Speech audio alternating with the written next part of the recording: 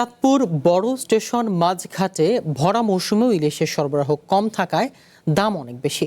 ক্রেতারা বলছেন দাম বাড়ায় স্বাচ্ছন্দ্যে কিনতে পারছেন না তারা।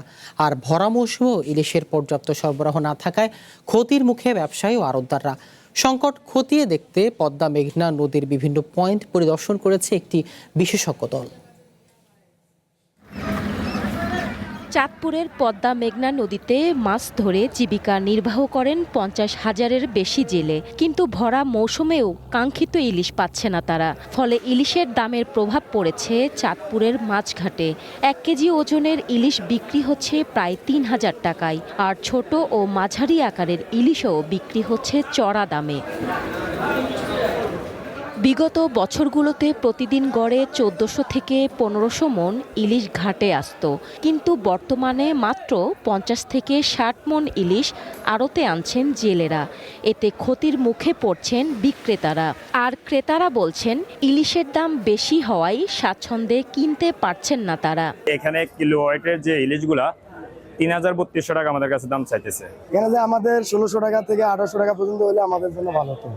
3-4 দিন হয়ে গেছে ইলিশ এই পরিমাণে ইলিশ আসতেছে না, যে পরিমাণে দরকার মাছঘাট, চাঁদপুর মাছঘাট হিসাবে মাছের আমদানিই নেই আমাদের এখানে। যে মাছ আমাদের একটা জেলায় কভার দিতে পারি না, এই জন্য মাছের দামটা একটু বেশি। জেলেরা বলছেন ইলিশের লাইফে কখন কি হয় গ্যারান্টি আছে, তাই ইন্স্যুরেন্স করুন সিটি ব্যাংকে। কারণ ইন্স্যুরেন্স করলে সিটিতে সুরক্ষা পাবেন নিশ্চিতে। হওয়ায় আর্থিক লোকসানের মুখে পড়ছেন তারা। ভাই 5 লাখ টাকা বাজার করে গেছি গাঙ্গ মাছ নাই, বুঝলেন? মানে আয়া ভরছি, আয়া আবার ডাল মাল ছিলে, আবার লাইনম্যান করে আবার যাবো। নাহলে এই জবা দেয় নাই, অথবা ওই জবা দিবে, এই আশা করি গাঙ্গে যাই। অভিযানের পরও আমরা লাইমা মাছ পাই না, দেনা ফেনা জড়িত, আমার দেনা ফেনা করে চলতে হয়। নদীর নাব্যতা সংকট দূর এবং দূষণ রোধ করা সম্ভব হলে ইলিশের উৎপাদন বাড়ানো সম্ভব। এছাড়া জলবায়ুর বিরূপ প্রভাবে অতিবৃষ্টি ও অনাবৃষ্টির কারণে মাছের উৎপাদন কমেছে বলে জানান জেলা মৎস্য কর্মকর্তা। এখন অতিবৃষ্টি অনাবৃষ্টি এটা সমস্যা। বৃষ্টির স্বাভাবিক পর্যায়ে যদি থাকে তাহলে আর কি ইলিশের প্রোডাকশন বাড়ার জন্য এরকম অগ্রণী ভূমিকা পালন করবে বলে আমি আশা করি।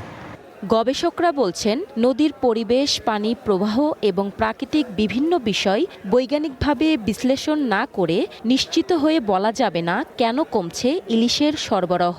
আগামী সেপ্টেম্বর অক্টোবরের একটা অবজারভেশনের জন্য অপেক্ষা করতে হবে, যে তারপর কি পরিমাণ ডিম ছাড়ে, তার থেকে কি পরিমাণ বেঁচে থাকতে পারে বাচ্চা, সেটির উপরও পরবর্তীতে বা পরবর্তী বছর সময়ে ইলিশ কম আসবে কিনা সেইগুলি অনেক সময় নির্ভর করে।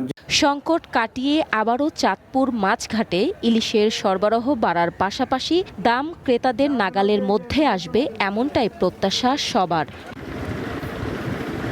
One national desk.